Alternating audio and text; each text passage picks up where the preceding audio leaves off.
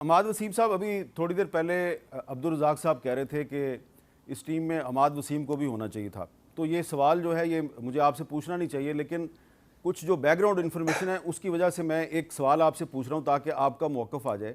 सवाल मेरा ये है कि हमें ये पता चला कि पहले भी जब टीम सेलेक्ट हो रही थी और अभी भी, यानी कि नजम सेठी साहब के ज़माने में भी और अभी ज़का अशरफ साहब के ज़माने में भी, तो ये कहा गया बाबर आजम साहब से कि अमाद वसीम को टीम में डालें क्योंकि वो बैट्समैन भी बड़ा अच्छा है और लेफ़्ट आर्म बॉलर भी बड़ा अच्छा है।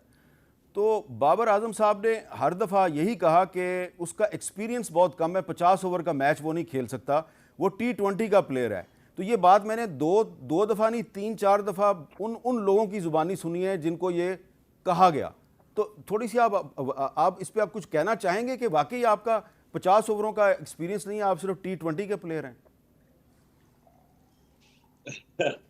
देखें, इसमें मैं ये बात बोलूंगा कि फिर आप T20 से काफी प्लेयर्स जो वर्ल्ड कप खेल रहे हैं वो T20 के प्लेयर हैं जो वर्ल्ड कप खेल रहे हैं। बस मैं इसके आगे कुछ नहीं बोल सकता, बाकी सबको पता है क्या है। देखें, जो भी बात है कप्तान ने की, कोच ने की, जो भी हो गई अब तो हो गई। अब उसका तो कोई हल नहीं निकाल सकते, लेकिन ये कर सकते हैं कि communication gap between the players and the PCB and the captain and the coach, ये नहीं होना चाहिए। कम्युनिकेशन गैप बहुत नुकसान करता है मुल्क को, जो इफेक्टिव प्लेयर होता है उसको, फैमिलीज को, और जो मुल्क के लोग हैं। 25 करोड़ आवाम की टीम है ये, मेरी और आपकी टीम नहीं है।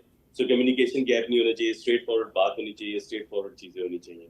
अच्छा, ये आपने कभी महसूस किया है कि अगर किसी प्लेयर के साथ ज़्यादती होती है तो उस ज़्यादती को एड्रेस करने के लिए कोई फोरम होना चाहिए? मसलन आप जो हैं, आपने PSL जीता, उस टीम के आप कप्तान थे जिसने PSL जीता। तो PSL की चैंपियन टीम का कप्तान जो है उसको अगर नेशनल टीम से बाहर कर दिया जाए और ये कहा जाए कि जी इसका तो 50 ओवरों का एक्सपीरियंस नहीं है, तो कोई फोरम ऐसा होना चाहिए जहाँ पे जाके कोई बात करे कि यार ये मेरे साथ ज़्यादती हो रही है? बिल्कुल होना चाहिए।